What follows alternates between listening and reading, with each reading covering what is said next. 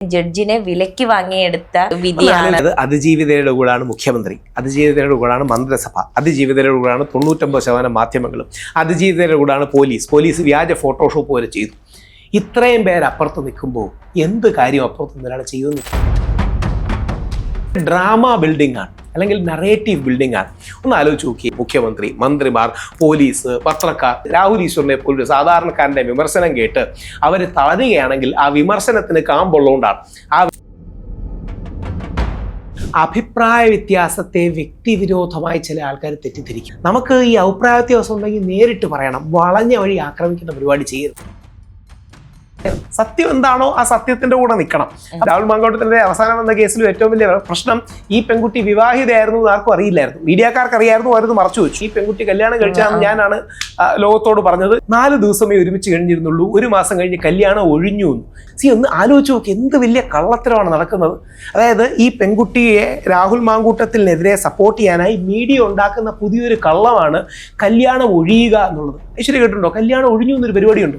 അപ്പം അവർ ഒരുപാട് മാസം ആ ഹസ്ബൻഡോട് ഉണ്ടായിരുന്നു എന്ന് തെളിയിക്കാൻ ചിത്രങ്ങളൊക്കെ ഞാൻ റിപ്പോർട്ടിലൊക്കെ സ്മൃതി മാഡത്തിലൂടെ അവർക്കൊക്കെ അയച്ചു കൊടുത്തു. ഇതിന്റെ പ്രശ്നമേ നമ്മൾ ഈ കള്ളം പറഞ്ഞ് ജയിക്കുന്ന പരിപാടി അവസാനിപ്പിക്കണം. എത്ര ആണുങ്ങൾ മരിക്കുന്നു, എത്ര ആണുങ്ങൾ ആത്മഹത്യ ചെയ്യുന്നു. അതായത് ഇന്ത്യയിലെ നാഷണൽ ക്രൈം റെക്കോർഡ് ബ്യൂറോ കണക്ക് പ്രകാരം ഓരോ 4.5 മിനിറ്റിലുമാണ് ഒരു പുരുഷൻ ആത്മഹത്യ ചെയ്യുന്നത്, ഓരോ 11 മിനിറ്റിലുമാണ് ഒരു സ്ത്രീ ആത്മഹത്യ ചെയ്യുന്നത്. സ്ത്രീ ആത്മഹത്യയുടെ ഇരട്ടി ആത്മഹത്യകൾ ചെയ്യുന്ന പുരുഷന്മാരാണ്. പുരുഷൻ ആരും സപ്പോർട്ട് ചെയ്യാനില്ല. ഞങ്ങൾ ആണുങ്ങൾ വളർന്നു വരുമ്പോൾ ഞങ്ങളെ പഠിപ്പിക്കുന്നതും പെണ്ണുങ്ങൾ കരയുന്ന പോലെ നീ കരയല്ലെന്നാണ്.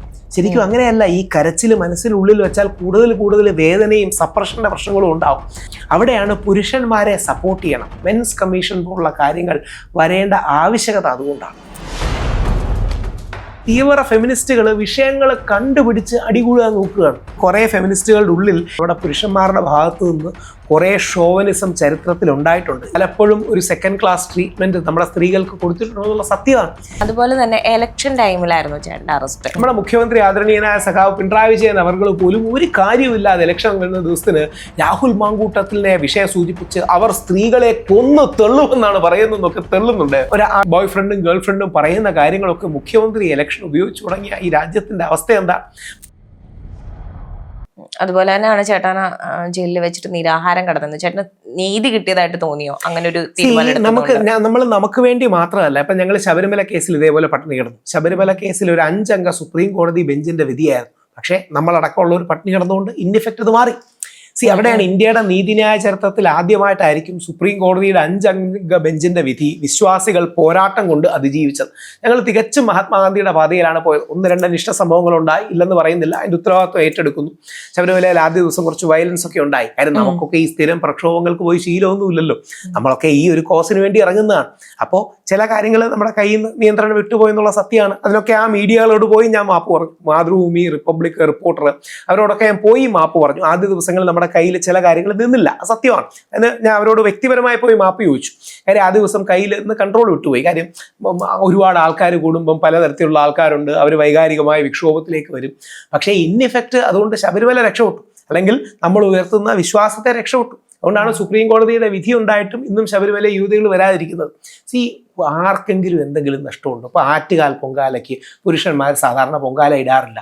ഇത് ഞങ്ങൾ ഏതെങ്കിലും പുരുഷന്മാർ പുരുഷ വിവേചനമാണ്, നിങ്ങൾ സ്ത്രീ ചെയ്യുന്നത് അന്യായമാണെന്ന് ആരെങ്കിലും പറയാറ്? ചക്കളത്ത് കാവിൽ നാരീ പൂജയുണ്ട്. ഞാൻ നാളെ ചെന്ന് നാരീ പൂജയ്ക്ക് എനിക്ക് കൂടിക്കണമെന്ന് ഞാൻ ബളം ഉണ്ടാക്കും. ഇത് ചുമ്മാ പറയുകയാണ്. ഈ തീവ്ര ഫെമിനിസ്റ്റുകൾ വിഷയങ്ങൾ കണ്ടുപിടിച്ച് അടികൂടാൻ നോക്കുകയാണ്. അതായത് കാര്യം കണ്ടെത്തി ഫൈറ്റ് ചെയ്യുക എന്ന് പറയില്ലേ, ആ പരിപാടി ചെയ്യുകയാണ്. അത് ശരിയല്ല, നന്മയല്ല. അതൊരു അറ്റൻഷൻ സീക്കിങ്ങിന്റെ ഭാഗമാണ് കരുതുന്നത്. കുറെ അറ്റൻഷൻ സീക്കിംഗ് ആണ്. ഇനി കുറെ ഫെമിനിസ്റ്റുകളുടെ ഉള്ളിൽ പഴയ കാലത്ത് നമ്മുടെ എന്തൊക്കെ തത്വം പറഞ്ഞാലും നമ്മുടെ പുരുഷന്മാരുടെ ഭാഗത്തു നിന്ന് കുറെ ഷോവനിസം ചരിത്രത്തിൽ ഉണ്ടായിട്ടുണ്ട്. ഇല്ലെന്നൊന്നും പറഞ്ഞിട്ട് കാര്യമില്ല. നമ്മുടെ നാട്ടിലും അങ്ങനെ തെറ്റുകൾ പറ്റിയിട്ടുണ്ട്. നമ്മൾ പുസ്തകത്തിൽ എത്ര നാര്യസ്തു പൂജ്യന്തേ രമന്തേ തത്ര ദേവത, അതായത് എവിടെയൊക്കെ സ്ത്രീകൾ പൂജിക്കപ്പെടുന്നു അവിടെയൊക്കെ ദേവതമാരുണ്ടാകുമെന്നൊക്കെ എഴുതി വെച്ചിട്ടുണ്ടായിരുന്നെങ്കിലും പലപ്പോഴും ഒരു സെക്കൻഡ് ക്ലാസ് ട്രീറ്റ്മെന്റ് നമ്മുടെ സ്ത്രീകൾക്ക് കൊടുത്തിട്ടുണ്ടെന്നുള്ള സത്യമാണ്. ഈ സത്യത്തെ നമ്മൾ മറച്ചു വെക്കേണ്ട കാര്യമില്ല. അവിടെയാണ് പണ്ടത്തെ എല്ലാം നല്ലതാണെന്നോ അല്ലെങ്കിൽ പുതിയതെല്ലാം മോശമാണെന്നോ അല്ല, നേരെ തിരിച്ച് പുതിയതെല്ലാം നല്ലതാണ്, പഴയതെല്ലാം മോശമാണെന്നല്ല. പണ്ട് നമുക്ക് റസിയ സുൽത്താനയുണ്ട്, നമുക്ക് ഝാൻസി റാണിയുണ്ട്, നമുക്ക് ഇന്ദിരാഗാന്ധി ഉണ്ട്, അക്കമ്മ ചെറിയാനുണ്ട്, ഒരുപാട് പേർ, പെട്ടെന്ന് ഓർമ്മ വന്ന കുറച്ച് പേരുടെ പേര് പറഞ്ഞു എന്നേ ഉള്ളൂ. അപ്പോൾ ഒരുപാട് നല്ല സ്ത്രീകളുണ്ട്. എന്നാൽ ചരിത്രപരമായി സ്ത്രീകൾ കുറച്ച് പിന്നോക്കാവസ്ഥ അനുഭവിച്ചു എന്നുള്ള സത്യമാണ്. അപ്പോൾ അവർക്ക് സപ്പോർട്ട് കൊടുക്കണം, പക്ഷെ അത് പുരുഷന്മാർക്ക് ദ്രോഹവും ആവരുത്. ഈ ഒരു ബാലൻസ് പിടിച്ചാൽ മതി. അതെ, അതുപോലെ തന്നെ എലക്ഷൻ ടൈമിലായിരുന്നു ചേട്ടന്റെ അറസ്റ്റ്. ഇലക്ഷൻ തീർന്നവരെ തന്നെ അകത്തിടുക, അത്രേ ഉള്ളൂ. അതായത് ഇപ്പൊ ശരിക്കും നമ്മുടെ ഇലക്ഷനിൽ രണ്ട് പ്രധാന വിഷയം എന്താ? കോൺഗ്രസ് നേതൃത്വം നയിക്കുന്ന UDF, CPM-കാരെ നേതൃത്വം നയിക്കുന്ന LDF-ന്റെ സ്വർണ്ണക്കൊള്ള, ശബരിമലയിൽ നിന്ന് സ്വർണം കട്ടു എന്ന് പറഞ്ഞുള്ള ആരോപണമാണ് ഇവർ കൊണ്ടുപോകുന്നത്. മറുഭാഗത്ത് LDF-കാര് സ്ത്രീ സുരക്ഷ. നമ്മുടെ മുഖ്യമന്ത്രി ആദരണീയനായ സഖാവ് പിണറായി വിജയൻ അവർ പോലും ഒരു കാര്യമില്ലാതെ ഇലക്ഷൻ വരുന്ന ദിവസത്തിന് രാഹുൽ മാങ്കൂട്ടത്തിലെ വിഷയം സൂചിപ്പിച്ച് അവർ സ്ത്രീകളെ കൊന്നു തെള്ളുമെന്നാണ് പറയുന്നതെന്നൊക്കെ തെള്ളുന്നുണ്ട്. ഇത്ര കഷ്ടമാണ്. അങ്ങോട്ടും ഇങ്ങോട്ടും പേഴ്സണലി ദേഷ്യപ്പെട്ട് സംസാരിക്കുമ്പം ഒരു അല്ലെങ്കിൽ ബോയ് ഫ്രണ്ടും ഗേൾ ഫ്രണ്ടും പറയുന്ന കാര്യങ്ങളൊക്കെ മുഖ്യമന്ത്രി ഇലക്ഷൻ ഉപയോഗിച്ച് തുടങ്ങിയ ഈ രാജ്യത്തിന്റെ അവസ്ഥ എന്താ? പക്ഷേ അങ്ങനെ ഒരു സ്ത്രീ സുരക്ഷയുടെ നറേറ്റീവ് കൊണ്ടുവരാനാണ് അവർ ഉദ്ദേശിച്ചത്. അതിനെ ഏറ്റവും എതിർക്കുന്ന വ്യക്തി ഞാനാണ്. ഞാൻ മാത്രമേ പ്രോമിനന്റ് ആയി നിൽക്കുന്നുള്ളൂ. അതുകൊണ്ടാണ് എന്നെ അറസ്റ്റ് ചെയ്തതോടുകൂടി ആ ഭാഗം സോഷ്യൽ മീഡിയ മുഴുവൻ സൈലൻസ് ചെയ്യാൻ അവർക്ക് കഴിഞ്ഞു. അപ്പൊ ഇലക്ഷന് വേണ്ടി ആ ഒരു 7-8 ദിവസം ജയിലിൽ കിടക്കട്ടെ എന്ന് വിചാരിച്ച് ചെയ്യുന്ന കാര്യങ്ങളാണ്. പക്ഷെ അതിൽ നീതിയില്ല. എല്ലാ കാലത്തും CPM ഭരിക്കില്ലല്ലോ, എല്ലാ കാലത്തും കോൺഗ്രസ് ഭരിക്കില്ലല്ലോ, എല്ലാ കാലത്തും BJP ഭരിക്കില്ല, എല്ലാ കാലത്തും ആപ്പും ഭരിക്കാൻ പോകില്ല. അവിടെയാണ് കള്ളക്കേസ്. ഇപ്പൊ അരവിന്ദ് കെജ്രിവാൾ അടക്കമുള്ള, അരവിന്ദ് കെജ്രിവാളിന് 1-2 പോളിസികളോട് എനിക്ക് വിയോജിപ്പുണ്ട്. അരവിന്ദ് കെജ്രിവാൾ അടക്കമുള്ളവരെ നിയമത്തിന്റെ കണ്ണിൽ വേട്ടയാടാൻ കഴിയുന്നത് നമ്മുടെ നാട്ടിലെ ആർക്കും മിസ്യൂസ് ചെയ്യാൻ കഴിയുന്ന, പ്രത്യേകിച്ച് അധികാരി വർഗത്തിന് മിസ്യൂസ് ചെയ്യാൻ കഴിയുന്ന രീതിയിൽ നിയമങ്ങൾ ഉള്ളത് കൊണ്ടാണ്. അതുപോലെ ചേട്ടന് സപ്പോർട്ട് ചെയ്യുന്ന കുറച്ച് ഏറെ ആൾക്കാരുണ്ടായിരുന്നു. അപ്പം അത് ചേട്ടൻ അറിയുന്നുണ്ടായിരുന്നു. അതിനുശേഷം പുറത്ത് വന്നതിന് ശേഷം കുറെയൊക്കെ അറിയുന്നുണ്ടായിരുന്നു. ഒരുപാട് പ്രമുഖരായ ആൾക്കാർ ഉള്ളിൽ സപ്പോർട്ട് ചെയ്യുന്നുണ്ട്. വെളിയിൽ പറഞ്ഞാൽ ഇപ്പൊ ഈ ബിൽ എന്തുകൊണ്ടാണ് നിയമസഭയിൽ അവതരിപ്പിക്കാത്തതെന്ന് അറിയാമോ? എല്ലാവർക്കും നിയമസഭയിൽ നമ്മളൊരു 60-62 MLA-മാരെ നേരിട്ടും അല്ലാതെയും കണ്ടിട്ടുണ്ട്. എല്ലാവർക്കും യോജിപ്പാണ്. എന്താ അവതരിപ്പിക്കാൻ പറ്റാത്തതെന്നറിയോ? ഇത് പറഞ്ഞു കഴിഞ്ഞാൽ മീഡിയ നമ്മളെ സ്ത്രീ വിരുദ്ധരായി ചിത്രീകരിക്കുമോ, നിങ്ങൾ സ്ത്രീപക്ഷത്തിന് എതിർപക്ഷമാണ് എന്ന് പറയുമോ എന്നൊക്കെയുള്ള ചിന്ത കൊണ്ടാണ്. നമ്മൾ സ്ത്രീകൾക്കെതിരല്ല, പക്ഷെ പുരുഷന്മാർക്കെതിരാകാത്തൊരു സംവിധാനം ഉണ്ടാകണമെന്ന് പറയുന്നതേ ഉള്ളൂ. അപ്പോൾ ഈ സ്ത്രീപക്ഷത്തിന് വേണ്ടി ഒരു കയ്യടിയുണ്ട്.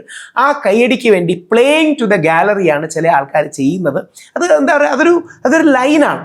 ഇത് പൊതുവെ ലെഫ്റ്റ് ലിബറൽ ഫെമിനിസ്റ്റ് പ്രോഗ്രസീവ് എന്നൊക്കെ വിളിക്കുന്ന ഒരു ലൈനാണ്.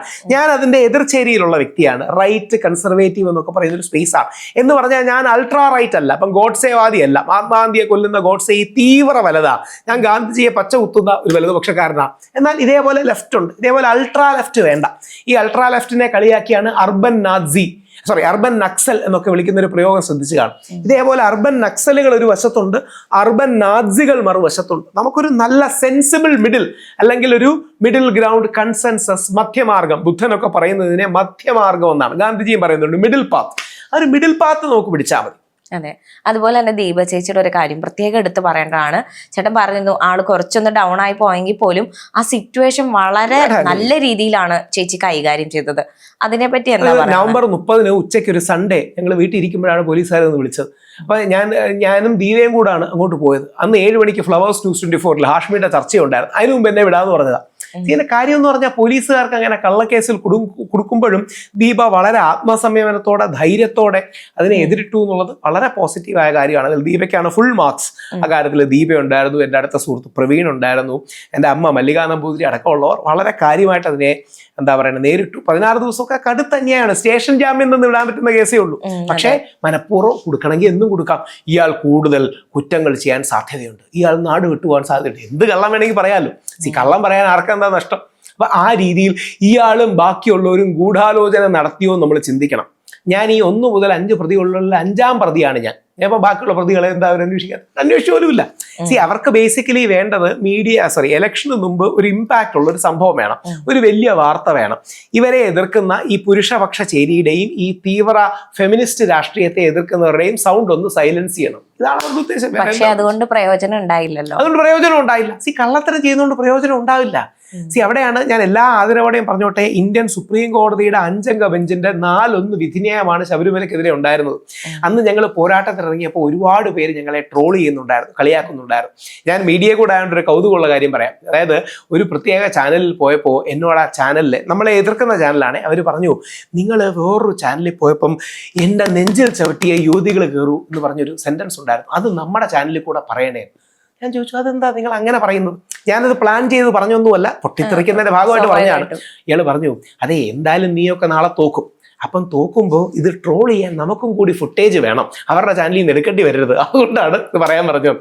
അവസാനം നമുക്ക് ജയിക്കാൻ കഴിയുന്നത്, സുപ്രീം കോടതിയുടെ വിധിന്യായത്തെ അതിജീവിക്കാൻ കഴിയുന്നത് ഒരു രാഷ്ട്രീയ പാർട്ടി അനുകൂലമില്ലായിരുന്നു. കോൺഗ്രസും BJP CPI എല്ലാവരും എതിർപക്ഷത്തായിരുന്നു, പോലീസ് എതിർപക്ഷത്തായിരുന്നു, സുപ്രീം കോടതി മറുപക്ഷത്തായിരുന്നു. പക്ഷെ ഞങ്ങൾ വിരലെണ്ണാവുന്ന ആൾക്കാരാണ് പോരാട്ടത്തിന് ഇറങ്ങിയത്. ഇതിൽ ആദ്യം അറസ്റ്റ് ചെയ്യപ്പെടുന്നത് എൻ്റെ മുത്തശ്ശി ദേവകി എന്തർജനമാണ്. മുത്തശ്ശി 82-83 വയസ്സാണ് പ്രായം. രണ്ടാമത് അറസ്റ്റ് ചെയ്യപ്പെടുന്നത് എൻ്റെ അമ്മ മല്ലിക നമ്പൂതിരിയാണ്. മൂന്നാമത് കോൺഗ്രസ് നേതാവും ഇപ്പം നമ്മളെ വിട്ടുപിരിഞ്ഞ പ്രയാർ സാറുമാണ്. നാലാമത് എന്നെ അറസ്റ്റ് ചെയ്തു. അവരെല്ലാം പ്രായമാകൊണ്ട് അവരെ വിട്ടു. എന്നെയും 8 പേരെയും കൊട്ടാരക്കര ജയിലിലോട്ടൊക്കെ കൊണ്ടുപോയി. ഞങ്ങൾ ഒരാഴ്ച എന്തോ അവിടെ കിടന്നു. വീണ്ടും അറസ്റ്റ് ചെയ്തു. ഞങ്ങൾ ജയിക്കുമെന്ന് ഉറപ്പുണ്ടായിരുന്നതിൻ്റെ കാര്യം നമ്മൾ പറയുന്നത് സത്യമാണ്. മലയാളികളായ നമുക്കറിയാം, ശബരിമലയിൽ 10,000-കണക്കിന് ലക്ഷക്കണക്കിന് സ്ത്രീകൾ എല്ലാ വർഷവും കയറുന്നുണ്ട്. 50 വയസ്സിന് മുകളിലുള്ള സ്ത്രീകൾ, 10 വയസ്സിന് താഴെയുള്ള യുവതികൾ. ഇതിന്റെ കാര്യം, അവിടുത്തെ യുവതികൾക്ക് ഒരു പ്രായ നിയന്ത്രണം ഉണ്ട്. ഇത് വിശ്വസിക്കാതിരിക്കാം. ഇത് വിശ്വസിക്കണമെന്ന് ആരെയും നിർബന്ധിക്കുന്നില്ല. വിശ്വസിക്കുന്നവരങ്ങോട്ട് പോയാൽ മതി. എത്രയുള്ള സംഭവം, വിശ്വസിക്കുന്നവർ പോയാൽ മതി. അതിന്റെ കാര്യം അയ്യപ്പൻ നൈഷ്ഠിക ബ്രഹ്മചാരിയാണ് എന്നുള്ളൊരു വിശ്വാസത്തിന്റെ പുറത്താണ്. ഇതിനെ സ്ത്രീപക്ഷവാദം, സ്ത്രീ സമത്വം, എന്തൊക്കെ തെള്ളായിരുന്നു, എല്ലാം പൊളിഞ്ഞു വീണില്ലേ. എന്നിട്ട് സുപ്രീം കോടതിയുടെ ഒരു വിധിന്യായം നമ്മൾ പോരാടി സുപ്രീം കോടതിയെ അയ്യപ്പസ്വാമിയാണ് തിരുത്തിയത്. സുപ്രീം കോടതി അവസാനം മേൽ ബെഞ്ചിലേക്ക് വിട്ടു. ഈ കള്ളത്തരം പറയും. നമ്മുടെ നാട്ടിലെ ഏറ്റവും വലിയ പ്രശ്നം, സിസ്റ്റം കള്ളം പറഞ്ഞു തുടങ്ങിയാൽ, സംവിധാനം കള്ളം പറഞ്ഞു തുടങ്ങിയാൽ പിന്നെ അതിന് അവസാനമില്ല. ഒരു കള്ളം, ആ കള്ളത്തെ ജസ്റ്റിഫൈ ചെയ്യാൻ വീണ്ടും ഒരു കള്ളം. കുറച്ചുകൂടെ സത്യസന്ധമായി നമുക്ക് ജീവിച്ചുകൂടെ? അതുപോലെ ചേട്ടൻ, നമ്മൾ നേരത്തെ സംസാരിച്ചിരുന്നത് ദിലീപേട്ടന്റെ കേസിന്റെ കാര്യം. അവിടെ പറയുന്നുണ്ട്, ഇപ്പൊ ഈ വന്ന വിധിയാണെങ്കിൽ തന്നെ ജഡ്ജിനെ വിലക്ക് വാങ്ങിയെടുത്ത ഒരു വിധിയാണെന്ന് പറയുന്നുണ്ട്. കള്ളാണ്. അതായത് അതിജീവിതയുടെ കൂടാണ് മുഖ്യമന്ത്രി, അതിജീവിതയുടെ കൂടാണ് മന്ത്രിസഭ, അതിജീവിതയുടെ കൂടാണ് 99% മാധ്യമങ്ങളും, അതിജീവിതയുടെ കൂടാണ് പോലീസ് വ്യാജ ഫോട്ടോഷോപ്പ് വരെ ചെയ്തു. ഇത്രയും പേര് അപ്പുറത്ത് നിൽക്കുമ്പോൾ എന്ത് കാര്യം അപ്പുറത്ത് ഒരാൾ ചെയ്യുമെന്ന് പറയാനാണ്? ഇതൊരു ഡ്രാമ ബിൽഡിംഗ് ആണ്, അല്ലെങ്കിൽ നറേറ്റീവ് ബിൽഡിംഗ് ആണ്. ഇതേപോലെ എനിക്കെതിരെ നമ്മുടെ ഹണി റോസ്, എനിക്ക് ഹണി റോസിനെ ഇഷ്ടവും ബഹുമാനമൊക്കെയാണ്. ഹണി റോസ് എനിക്കെതിരെ പരാതി കൊടുത്തു. ഹണി റോസിന് എൻ്റെ വിമർശനങ്ങൾ കേൾക്കുമ്പോൾ എന്താ പറയുക, പ്രശ്നം ഉണ്ടാകുന്നു എന്നും ഹണി റോസിനെ ആത്മഹത്യയിലേക്ക് ഞാൻ തള്ളിവിടുന്നു എന്നൊക്കെ പറഞ്ഞാണ് ഹണി റോസ് കൊടുത്തത്. ഒന്ന് ആലോചിച്ച് നോക്കിയേ. ഹണി റോസിനെ സപ്പോർട്ട് ചെയ്യാൻ നമ്മുടെ മുഖ്യമന്ത്രിയുണ്ട്. മുഖ്യമന്ത്രി ഇടയ്ക്ക് ഫോണിൽ എന്തോ സംസാരിച്ചു എന്ന് തോന്നുന്നു. മുഖ്യമന്ത്രി, മന്ത്രിമാർ, പോലീസ്, പത്രക്കാർ, ഇത്രയും പേര് നിൽക്കുന്ന ഹണി റോസ് മറുഭാഗത്ത് രാഹുൽ ഈശ്വറിനെ പോലൊരു സാധാരണക്കാരൻ്റെ വിമർശനം കേട്ട് അവർ തളരുകയാണെങ്കിൽ ആ വിമർശനത്തിന് കാമ്പുള്ളതുകൊണ്ടാണ്, ആ വിമർശനത്തിന് സത്യം ഉള്ളതുകൊണ്ടാണ്. അവിടെയാണ് നമ്മൾ ഓവറാക്കരുത്. അവിടെയാണ് സ്ത്രീപക്ഷമാകണം. സ്ത്രീകൾക്ക് പ്രയോറിറ്റി കൊടുക്കുന്നതിനോട് യോജിപ്പാണ്. പക്ഷേ പുരുഷന്മാരെ ആക്രമിച്ചുകൊണ്ടാകരുതെന്ന് മാത്രമാണ് നമ്മൾ മുമ്പോട്ട് വെക്കുന്നത്. ഇതിന് ശേഷം ദിലീപനെ നേരിട്ട് കാണുമോ? കണ്ടില്ല. അതിനുശേഷം എനിക്കറിയാൻ കാണാൻ പറ്റിയില്ല. ഞാൻ കമ്മ്യൂണിക്കേറ്റ് ചെയ്തിരുന്നു. രാഹുൽ മാങ്കൂട്ടത്തിലിനെ കാണാൻ പറ്റില്ല, കമ്മ്യൂണിക്കേറ്റ് ചെയ്തിരുന്നു. ഇവരോട് ആരോടും വ്യക്തിബന്ധം ഉള്ളതുകൊണ്ടോ സൗഹൃദം ഉള്ളതുകൊണ്ടോ പരിചയം ഉള്ളതുകൊണ്ടോ അല്ല ഇവരെ ഡിഫെൻഡ് ചെയ്തത്. കാര്യം അത്രമാത്രം കള്ളങ്ങളാണ് നമ്മുടെ സിസ്റ്റത്തിൽ സംഭവിക്കുന്നത്. ഈ കള്ളമാണെന്ന് അറിഞ്ഞുകൊണ്ടാണ് പോലീസും പ്രോസിക്യൂഷനും കോടതികളും പലപ്പോഴും ഈ പാവപ്പെട്ടവരെ ശിക്ഷിക്കുന്നത്. ആർക്കും റിസ്ക് എടുക്കാൻ വയ്യ, ആർക്കും ഇത് കള്ളമാണെന്ന് പറയാൻ വയ്യ. ഞാൻ എന്തിനിത് കേൾക്കണം? അങ്ങനെ ആ സ്ത്രീ, ഏറ്റവും ജഡ്ജി ഹണി വർഗീസ്, ശ്രീ ദിലീപിന്റെ കേസിൽ വിധി പറഞ്ഞ ആളാണ് ജഡ്ജി ഹണി വർഗീസ്. ആ മാഡത്തിന്റെ ചിത്രം വെച്ച് നിയമ വിദ്യാർത്ഥികൾ പൂജിക്കേണ്ടതാണ്. അവർ ആ വിധിന്യായത്തിൽ ഒരു വരി എഴുതിയിട്ടുണ്ട്, ഫിയറ്റ് ജസ്റ്റീഷ്യ റിവറ്റ് കൊളം. ലാറ്റിൻ, നമ്മുടെ ഭാഷയിലല്ല, ഒരു വിദേശ പ്രയോഗമാണ്. എന്ന് പറഞ്ഞാൽ ആകാശം ഇടിഞ്ഞു വീണാലും നീതി നടപ്പാകും എന്നുള്ള ഗ്രീക്കോ ആണ്, ഞാൻ മറന്നു ഏത് ഭാഷയാണ്. അപ്പോൾ ആകാശം ഇടിഞ്ഞു വീണാലും നീതി നടപ്പാകുമെന്ന ആ സ്ത്രീയുടെ, ആ വനിതാ ജഡ്ജിയുടെ എന്താ പറയണേ ശക്തിയും ബോധ്യവുമാണ് ശ്രീ ദിലീപിന്, കാവ്യാമാധവന്, മീനാക്ഷിക്ക്, മഹാലക്ഷ്മിക്ക്, ദിലീപിന്റെ അമ്മയ്ക്ക്, ദിലീപിന്റെ കുടുംബത്തിന് താങ്ങായി മാറിയത്. അതെ, അതുപോലെ തന്നെയാണ് ഇപ്പോൾ ലാലേട്ടൻ്റെ അമ്മയുടെ വിയോഗം. നമ്മൾ ഒട്ടും പ്രതീക്ഷിക്കാതെ ഉള്ളൊരു വിയോഗമായിരുന്നു. ചേട്ടൻ കാണാൻ പോയി? ഞാൻ കാണാൻ പോയിരുന്നു. ഇവിടെ യഥാർത്ഥത്തിൽ ഐശ്വര്യയ്ക്ക് അടക്കം ബുദ്ധിമുട്ടുണ്ടാക്കി. ഞാൻ 2 മണിക്കൂറോളം താമസിച്ചു. എൻ്റെ കാര്യവും ഞങ്ങളൊരു പരിപാടിക്ക് നിൽക്കുകയായിരുന്നു. ഞാനും ഇടവേള ബാബു ചേട്ടനും ഡാലു കൃഷ്ണദാസ് എന്ന് പറഞ്ഞ പ്രമുഖനായ ഫാഷൻ കൊറിയോഗ്രാഫറും ഒക്കെ. അപ്പോഴാണ് ഞങ്ങൾ ഈ വിയോഗം പറഞ്ഞത്. അപ്പൊ എൻ്റെ അമ്മയുടെ നല്ല കൂട്ടായിരുന്നു, ശാന്തമ്മ എന്നാണ് ഞാൻ വിളിച്ചുകൊണ്ടിരുന്നത്.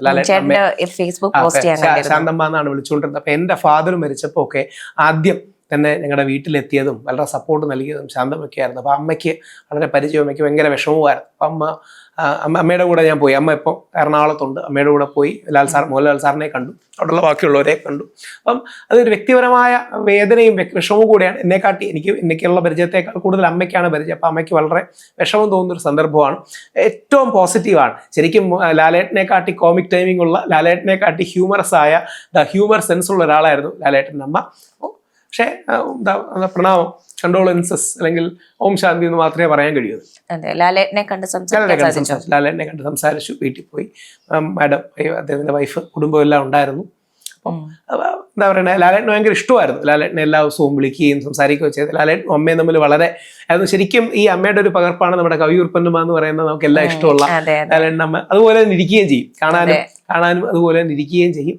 അപ്പൊ എന്താ പറയണേ, ഇനിയും ഒരുപാട് ജന്മങ്ങളിൽ ലാലേട്ടനെ പോലൊരു മകനുണ്ടാകട്ടെ, ലാലേട്ടനെ അതേപോലെ അമ്മയുണ്ടാകട്ടെ. അതെ, അതുപോലെ തന്നെ വീണ്ടും പഴയ കാര്യത്തിലേക്ക് തന്നെ വരാണ്. ഞാൻ എപ്പോഴും ശ്രദ്ധിച്ചിട്ടുള്ളൊരു കാര്യം, ചേട്ടൻ പറയുന്നത് ശരിയായിരിക്കാം, പറയുന്ന സ്റ്റേറ്റ്മെന്റുകൾ കറക്റ്റ് ആയിരിക്കാം, പക്ഷെ ചേട്ടൻ പറയുന്നത് കൊണ്ട് മാത്രം പലരും നോക്കിയിരുന്ന് ആക്രമിക്കുന്നതായിട്ട് തോന്നിയിട്ടുണ്ടോ? ചില ആൾക്കാർക്ക് നമ്മുടെ നാട്ടിലൊരു പ്രശ്നം എന്ന് പറഞ്ഞാൽ അഭിപ്രായ വ്യത്യാസത്തെ വ്യക്തിവിരോധമായി ചില ആൾക്കാർ തെറ്റിദ്ധരിക്കും. അങ്ങനെ പാടില്ല. അഭിപ്രായ വ്യത്യാസമാണ്.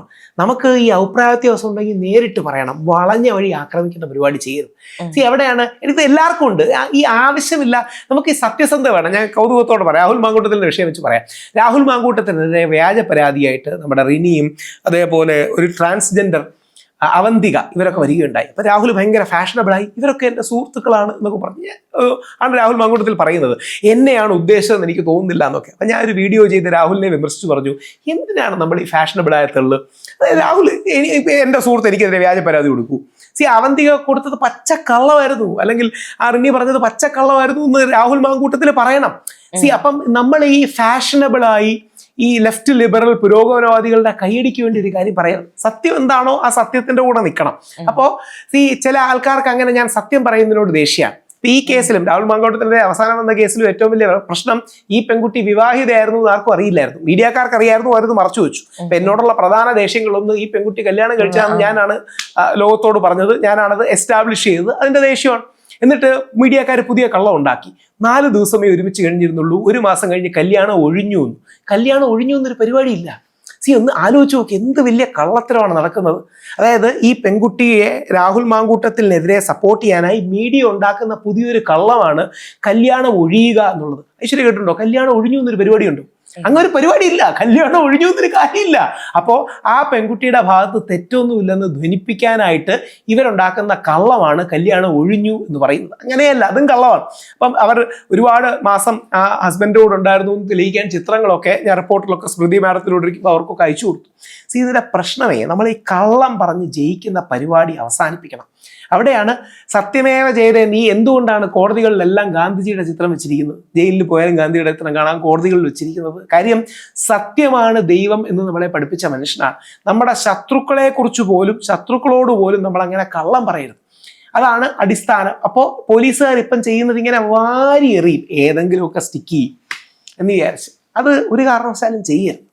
ചേട്ടനും വിശ്വസിക്കുന്നുണ്ട്, അതായത് ചേട്ടൻ ശക്തമായിട്ട് എല്ലാ കാര്യത്തിനും എതിർത്തുകൊണ്ടിരിക്കുക, ഇതിനൊരു മാറ്റം ഇനി ഭാവിയിൽ മാറ്റം 2 കാര്യങ്ങളാണ്. ഒന്ന്, സുപ്രീം കോടതിയുടെ വാക്കുകളാണ് ഞാൻ കടമെടുക്കുന്നത്. സുപ്രീം കോടതി 498 ഈ ഡൊമസ്റ്റിക് വയലൻസിനെ കുറിച്ച് പറഞ്ഞപ്പോൾ സുപ്രീം കോടതിയിൽ ഒരു പരാമർശമുണ്ട്.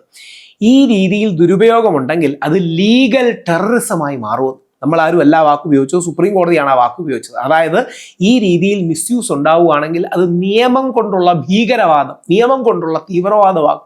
അങ്ങനെ എത്ര ആണുങ്ങൾ മരിക്കുന്നു, എത്ര ആണുങ്ങൾ ആത്മഹത്യ ചെയ്യുന്നു. ഇപ്പം നമ്മൾ സംസാരിച്ചു തുടങ്ങിയിട്ട് ഇപ്പം ഏകദേശം ഒരു 1/4 മണിക്കൂറായി കാണും അല്ലേ?